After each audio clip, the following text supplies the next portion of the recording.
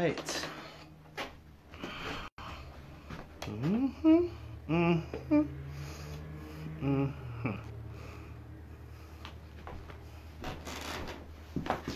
All right, good evening and welcome to Roots Music Wednesday, episode number 3. Thank you. Delayed response, I get it. We're talking about the songs of Townes Van Zandt and Blaze Foley, and we're spotlighting one of my favorite venues, Nietzsche's in Buffalo, New York, and we have some very special guests I'll be talking on the phone with today. We're going to be speaking with one Mr. Gurf Morlix.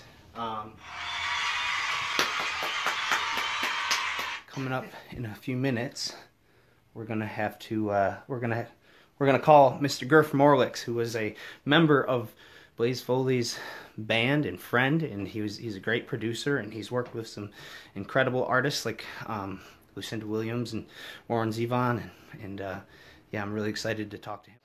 All right.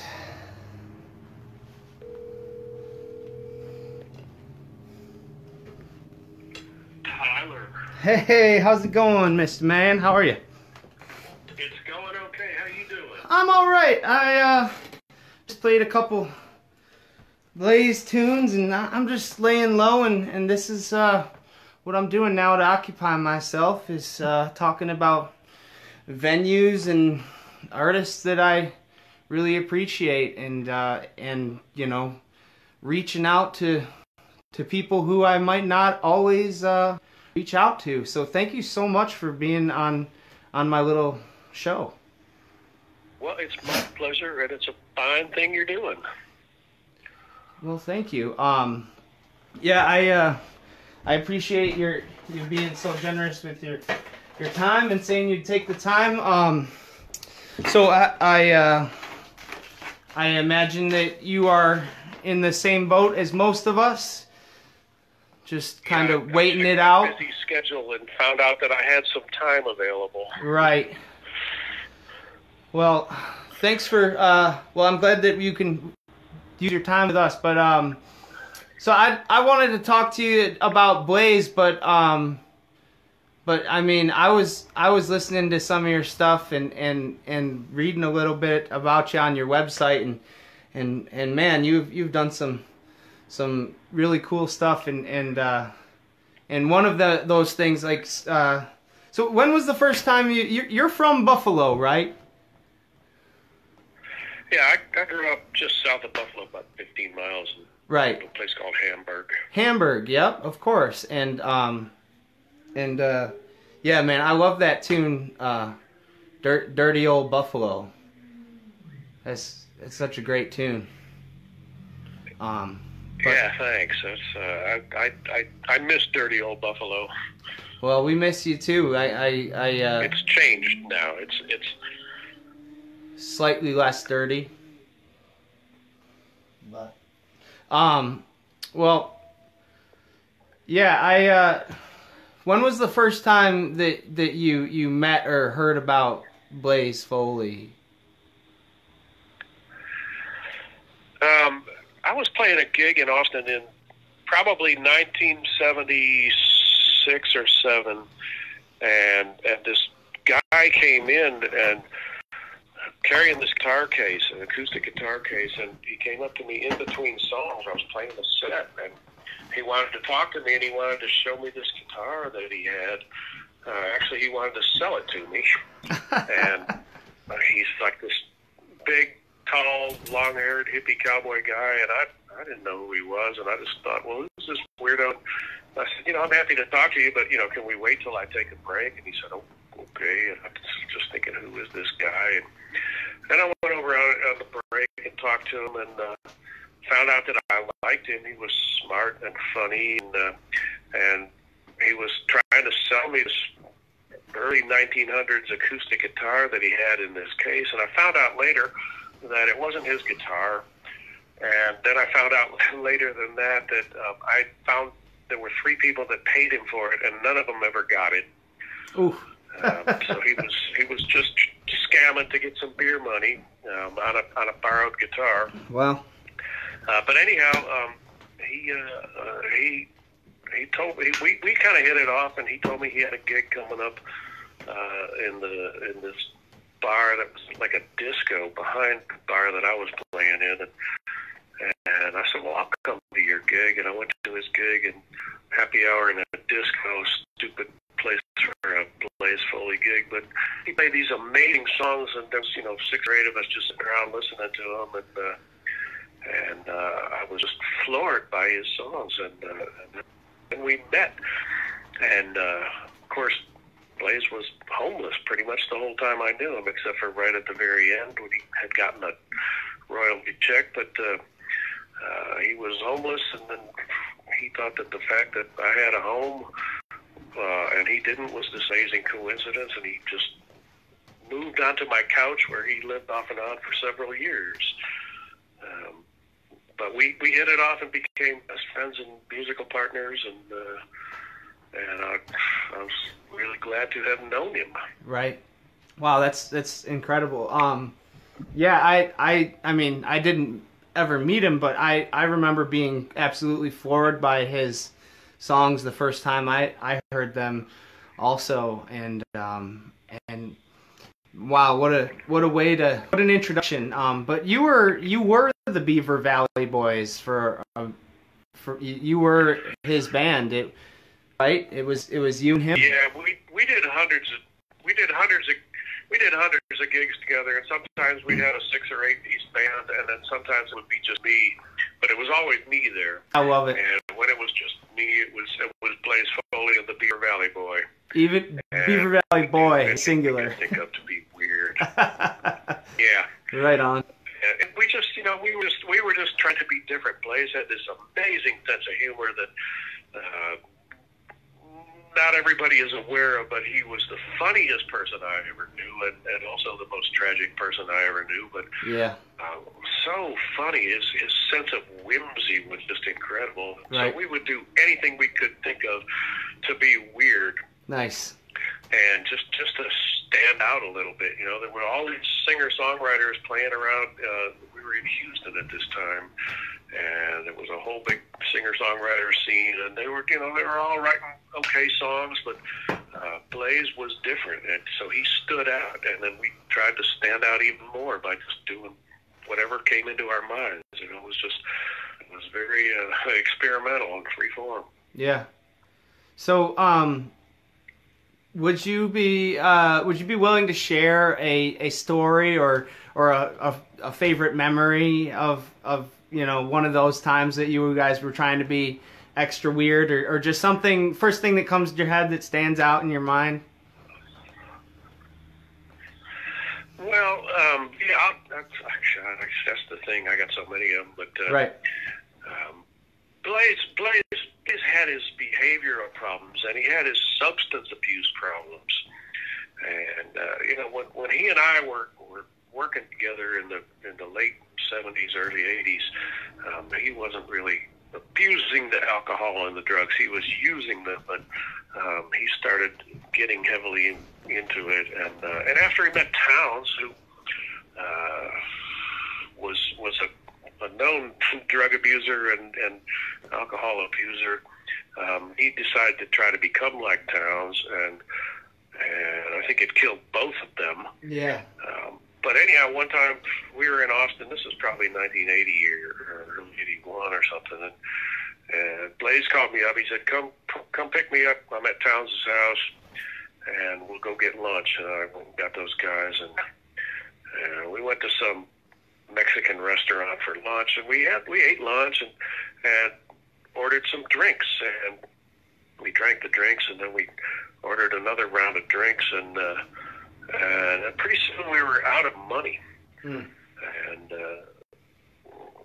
we checked, and there was another friend of ours, Vince Bell, was with us. There was 4 of us, and nobody had any money, and Blaze and Towns just said, "Oh, well, we know what to do," and they just started becoming incredibly obnoxious. And they were harassing customers and harassing the waitress, and it was just embarrassing me. It was horrible, and I just wanted to leave. But it was Blaze and Towns, and I'm going, well, this is I'm attracted to the freak show aspect expected life, and I thought I can't leave now. This might get even better, you know. And so they harassed waitresses and customers to the point where the manager came over, and if it had been just Blaze, he would have just been kicked out, because he'd been kicked out of every bar in Austin. But it was Townes too, and Townes was established and had some reverence, and so you didn't kick Townes out of your bar, you asked him to leave. And so the manager came over and said, "You guys have got to leave." And Blaze and Townes said, "Well, I'll tell you what, you give us some $20. You won't see us again today." And so he did, happily, out of his wallet, and so we went to another bar and drank that up, and then ran out of money again, and they proceeded to pull the same stuff, and it was just really embarrassing. But we went all day long from bar to bar, extorting managers for more money. Honky tonk. We drank the whole day. Wow. Oh, man. That's great. That's great. I'm not proud of it. Oh. But I'm glad I had that story. Yeah.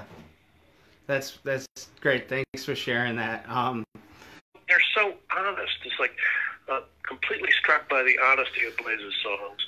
Yeah. Every line is honest, more so, and it's, you know, like I know personally, but it's not just that. It's his writing is so honest, more so than anyone I've ever known, and I've known a lot of great songwriters. It's just striking how honest he was. Yeah. Yeah, just romantic and poetic, and yeah.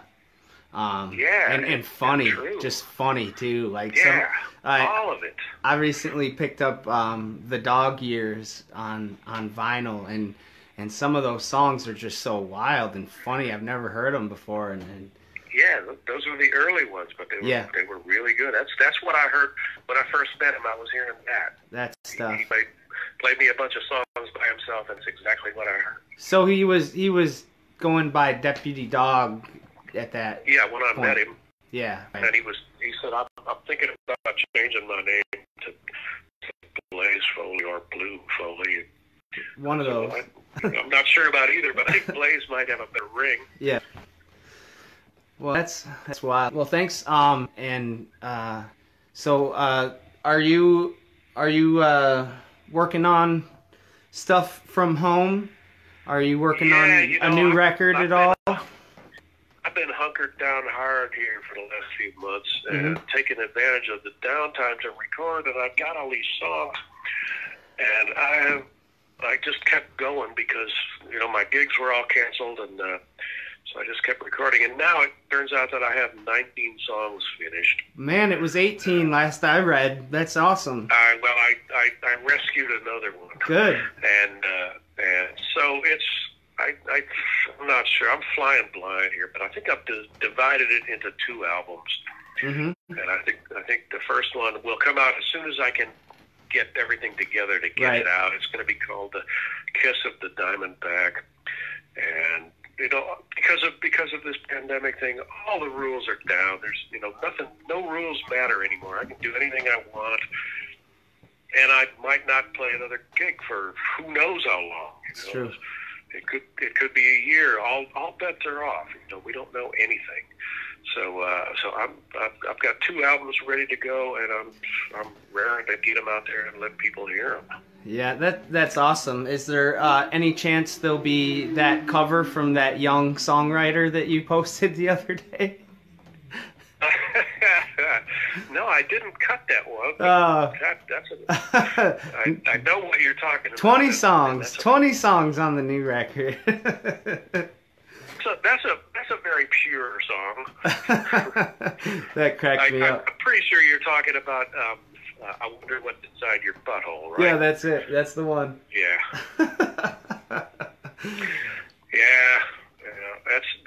That's worth checking out. I posted it on my Twitter page and my Facebook page probably, and the original version is what really inspired me to do that. I saw that and I said, I have got to cover that song. Well, it has been really great talking to you. Thanks for doing this. I know I only met you once or twice ever at Sportsman's, and I appreciate you being so generous with your time. And it's cool to talk to someone who was friends with, you know, one of my heroes, songwriting heroes, and you know, who's a Buffalo person, and you know, has that connection. And thank you so much for talking today, and let's do it again sometime. I appreciate it, and I will look out for. Sure. Thanks for doing what you're doing. Yeah, I mean, it's fun, and I will look out for the next time that you'll be coming through Buffalo, whenever that may be. Until then, how can folks like support you when you're not gigging and doing your bread and butter? Can people like buy merch on your website, or?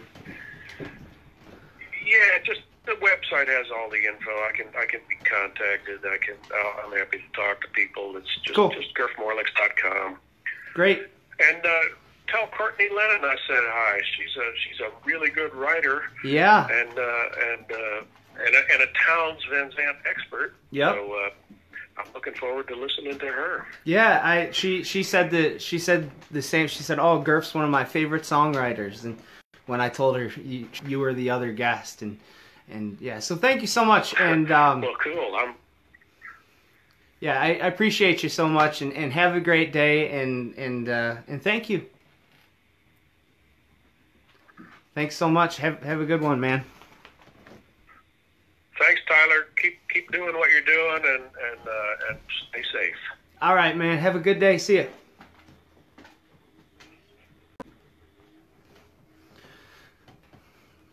Folks, that was Gurf Morlix.